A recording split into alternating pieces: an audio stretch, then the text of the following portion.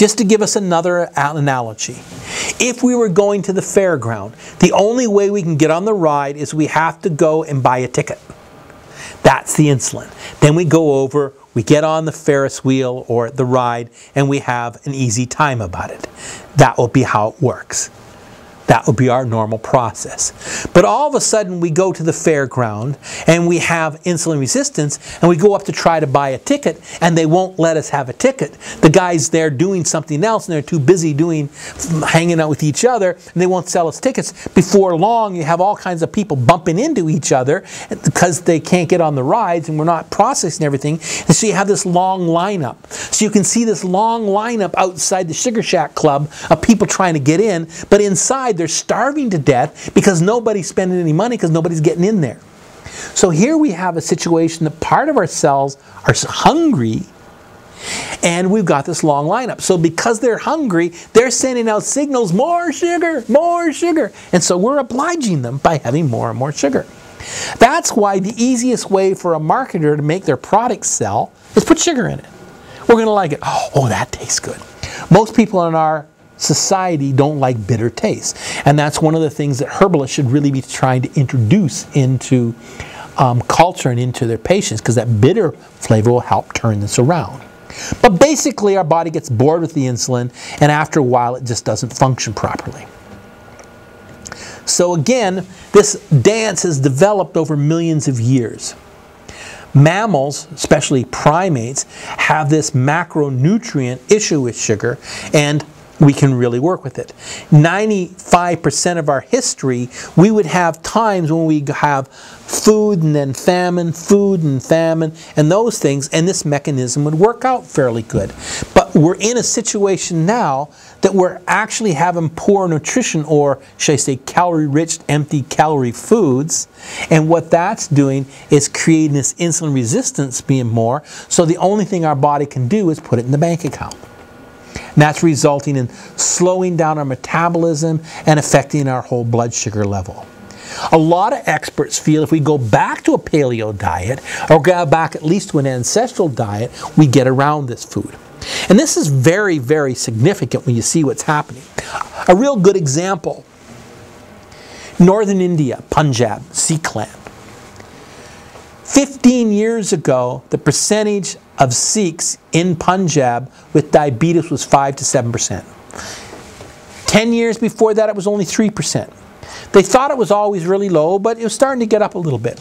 But as soon as this group of people go to England, and that was studied 15 years ago, they found out their level of diabetes went up to 35%. Then they found out they come to North America, they were hanging out in Vancouver and Toronto, just kidding. But the diabetes goes up to 35% right immediately. How did that happen? So literally it got thought that, well, definitely their diet was taking over a Western flavor. Today, 10 years later, the percentage of diabetics in Punjab is 35%. So literally, as soon as the fast food outlets moved into the area, the level of diabetes or insulin resistance or syndrome X goes up. Now, it's not even necessarily the fast food outlets that does it. These people don't have to eat there, but as soon as they get used to that kind of culture, they get used to those kind of sweets, and they start putting those foods in their diet, and it becomes more and more, and everyone just tries to make them at home or whatever the case may be. It becomes a cultural phenomenon. It seems to be even worse if their mother had poor nutrition. It looks like right now this whole phenomenon is starting in utero, and we'll look at that momentarily as we go along. So really what we have to do is look at our diet. It's not very much a traditional paleo diet. The average person has a breakfast bar, or a donut, or sugar-laden coffee, a soda drink, sugared cereal, pretzels, or even pizza or sandwiches on a regular basis. They're all high carbs. You can go almost anywhere in the world these days, and their diet has become convenient, high carb, very heavily white flour based to a degree. These things give rapid levels of the sugar. The body can't use the sugar, so it has to get out as fast. The insulin starts becoming resistant, and, well, the fallout is whatever happens. Again, the kidneys and other organs find this toxic, and they have to get it out as fast as possible. This will also produce fats, triglycerides, as I've already pointed out. If you consume substantially more carbohydrates than your ancestors did, you've got a problem. How many people think that they consume more carbohydrates than their ancestors? We all do. I spent 6 months very detailedly counting all the carbohydrates that I got into my diet.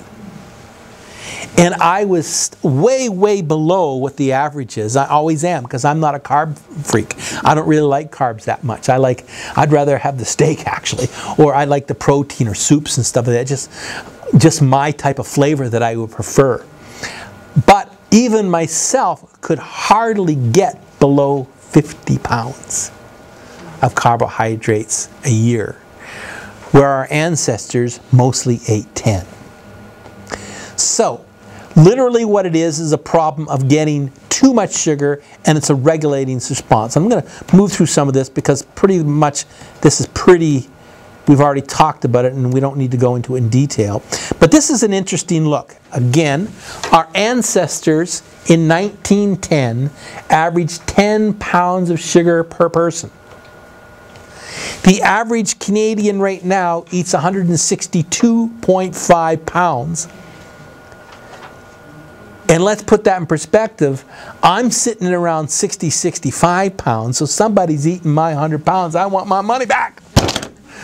And probably I'm speaking to the choir. Most of you aren't hardly eating any sugar, right? Right? And therefore, someone's getting the extra stuff. So there's a lot of people out there eating 300 and 400 pounds of sugar a year. That's a lot. So this is the level of consumption of sugar over a period of time. Again, to put this in perspective, one of the most decadent, bombastic people in Western history is notably King Henry VIII.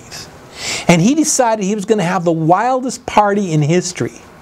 And he spent a year and a half to acquire 15 pounds of sugar. And it cost him 15 pounds of gold to get it.